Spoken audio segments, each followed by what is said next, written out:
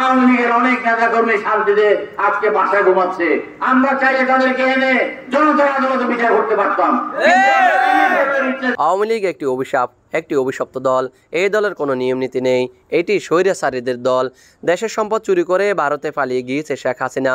তার পরামর্শে ফারাক্কার বাঁধ ছেড়ে দিয়ে বাংলাদেশের মানুষকে বন্যার পানিতে ডুবিয়ে মারতে চায় ভারত। শেখ হাসিনা ও ভারতের সকল ষড়যন্ত্র আমরা রুখে দিব বলে জানালেন 12 দলীয় জোটের মুখপাত্র শাহাদাত হোসেন সেলিম। সেদিন যদি নির্বাচন করতো তাহলে 225 আসন পেতো, বাংলাদেশের মাটি থেকে আওয়ামী লীগ নিচ্ছিন্ন হয়ে যেত। আর আওয়ামী লীগ নিচ্ছিন্ন হয়ে যেত কিন্তু বিএনপির ভারপ্রাপ্ত চেয়ারম্যান দেশনায়ক তারেক রহমানের নির্দেশে বন্যার্তদের মাঝে খাদ্য ও উপহার সামগ্রী বিতরণকালে এইসব কথা বলেন তিনি। আজ শুক্রবার বাদ ঝুমার রামগঞ্জ পৌর বিএনপির আহ্বায়ক শেখ কামরুজ্জামানের সভাপতিত্বে সিনিয়র যুগ্ম আহ্বায়ক তোফায়েল আহমেদের সঞ্চালনা পৌর 8 নং ওয়ার্ড টামটা ও 2 নং ওয়ার্ড বাঁশঘর গ্রামের বিএনপির সকল সহযোগী অঙ্গ সংগঠনের নেতৃত্বে খাদ্য ও উপহার সামগ্রী বিতরণকালে প্রধান অতিথি হিসেবে উপস্থিত ছিলেন 12 দলীয় জোটের মুখপাত্র শাহাদাত হোসেন সেলিম। এই সময় তিনি বলেন, আওয়ামী লীগের আমলে আমরা ঘরে ঘুমাতে পারি নাই। তারা আমাদের নানানভাবে নির্যাতন করেছে। আমরা তাদের মতো অন্যায় করব না।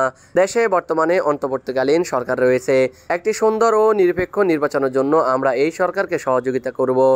নির্বাচনের মাধ্যমেই আমরা বিএনপি সরকার গঠন করব ইনশাআল্লাহ।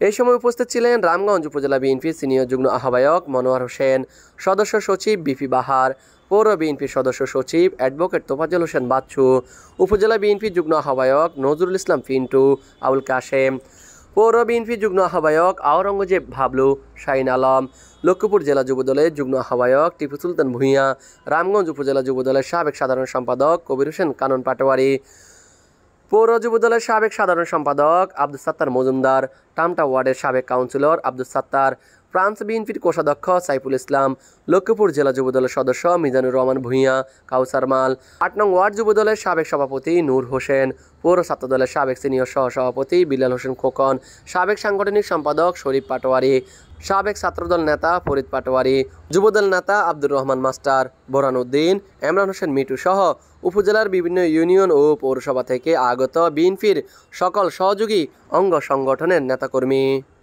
Mohammad Raju Hossain, RSN TV, Ramganj, Lakshmipur.